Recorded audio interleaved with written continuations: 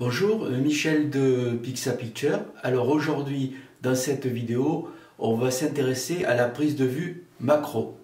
A tout de suite.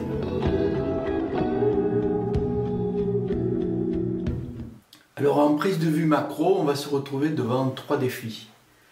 Le problème de la mise au point, le problème du bouger et le problème majeur de la profondeur de champ. Alors déjà, ce qui est intéressant, c'est que lorsqu'on veut se lancer dans la macro photo, il faut évidemment acheter des objectifs qui permettent de photographier à des distances très courtes. Comme là, par exemple, celui-là, on peut photographier vraiment à quelques centimètres. Donc il existe deux grands types d'objectifs macro. Il y a les objectifs macro avec une focale de à peu près 50-60 et ceux qui sont avec une focale beaucoup plus large comme par exemple 100-120. Alors quel choisir? Donc si vous photographiez, comme moi j'en fais beaucoup, des fleurs, vous allez pouvoir sans problème approcher l'objectif très près de la fleur, elle ne va pas avoir peur, hein, donc vous allez pouvoir vous approcher très près. L'avantage c'est que plus la focale est faible, c'est-à-dire 60 mm, plus la profondeur de champ sera grande, ce qui est un truc essentiel en macrophotographie.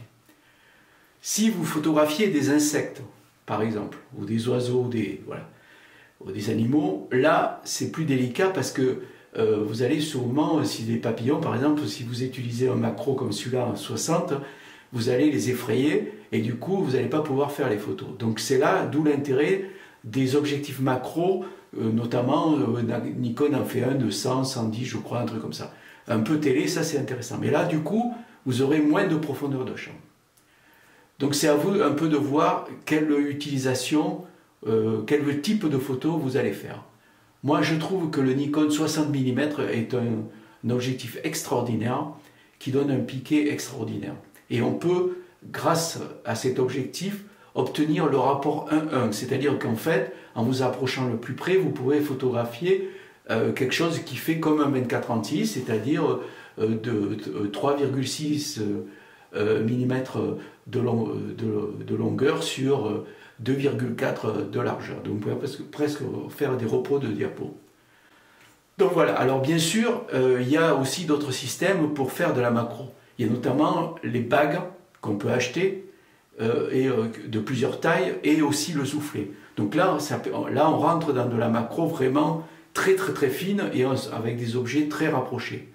Souvent, quand on utilise les bagues ou les soufflets, on perd certaines fonctionnalités des boîtiers, notamment la mise au point ou certains trucs, l'exposition automatique, etc. De toute façon, je pense que quand on fait des photos macro, il faut surtout toujours faire des photos avec la mise au point manuelle et pas autofocus, parce qu'à mon avis, l'autofocus, il va pas arrêter de zoomer, il va avoir beaucoup de difficultés. Donc le mieux, c'est de faire les mises au point toujours manuelles. Et le problème majeur quand même de la macro-photographie, c'est la profondeur de champ. Parce que dès qu'on photographie très près, que ce soit au 60 ou plus haut, même encore pire au télé, on a la profondeur de champ qui est de quelques millimètres, quelques centimètres maximum. Surtout qu'il ne faut pas fermer le diaphragme trop fort, parce que si on dépasse 16, si on va jusqu'à 35, 45, là on va avoir des phénomènes de diffraction et on va avoir des images qui ne seront pas de très bonne qualité. Alors il faut savoir que quoi qu'on fasse, dès qu'on fait de la macro, on va avoir des problèmes de netteté énormes au niveau de la profondeur de champ. On n'arrivera jamais à voir tout net. Donc si vraiment on veut avoir tout net, il ne reste plus qu'un système qui fonctionne avec Photoshop, qui est un système de post-traitement qui s'appelle le focus stacking. D'ailleurs ce système ne marche pas qu'en macro, il marche un peu pour tout type de prise de vue lorsqu'on veut avoir une profondeur de champ énorme. Donc comment ce système fonctionne? En fait, on photographie, on se met en position mise au point manuelle bien sûr, et on va faire plusieurs photos d'un même sujet. Alors bien sûr, tout bien calé, on va faire, comme là par exemple, on va faire une photo avec la mise au point là, un peu plus là, plus loin, plus loin, plus loin. On peut en faire tant qu'on veut.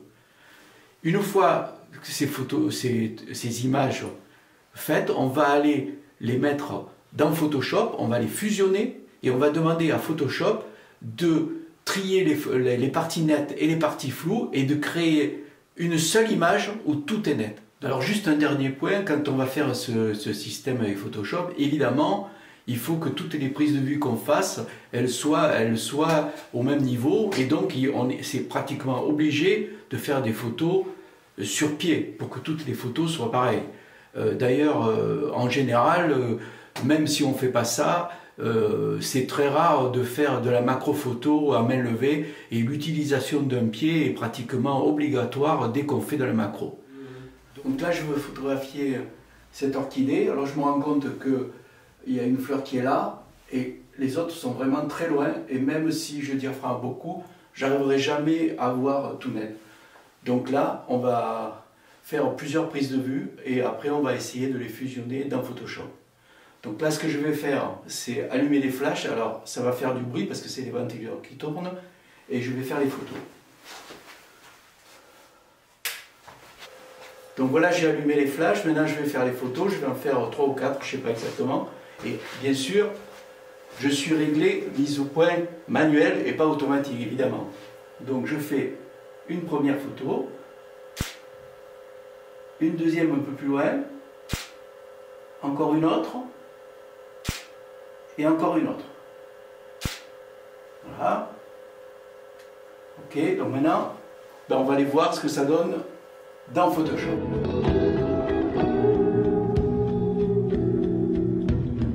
Donc nous voilà à l'ordinateur, donc j'ai inséré la carte mémoire dans l'ordinateur et je vais la copier dans un répertoire que j'utilise tout le temps quand je travaille les images, il s'appelle à éditer. Donc je vais dans le Finder, je fais 2 copies du Finder, ici, voilà, donc là, le Nikon, je vais chercher, voilà, ici, et je prends les 4 images qui m'intéressent, c'est-à-dire celle-là, celle-là, celle-là et celle-là, et je vais les copier dans mon fichier à éditer que j'utilise tout le temps. Donc voilà, je fais glisser et voilà, hop, il est en train de les copier. Voilà, je ferme tout ça. Voilà. Maintenant, je vais dans Bridge pour voir les images. Et voilà, elles sont toutes les 4 là. OK. Donc, je les sélectionne toutes les 4 avec la touche majuscule. Et je vais aller les copier dans Photoshop, mais pas individuellement en tant que calque. Dans ce cas-là, il faut que j'aille dans le menu Outils, Photoshop, chargement des fichiers dans les calques Photoshop. Je lance. Donc il ouvre, on le voit, il est en train d'essayer, il ouvre Photoshop. Voilà. Voilà, il est en train d'ouvrir Photoshop. Et il va copier les 4. Il mouline. Voilà. Il a fait. OK. Donc qu'est-ce que je vais faire? On a 4 calques là. Donc je vais les sélectionner les 4 avec la touche toujours majuscule. Je vais dans Édition, Alignement automatique des calques. Donc il le fait. C'est ici, automatique, on ne touche rien. Voilà. Donc il est en train de les aligner.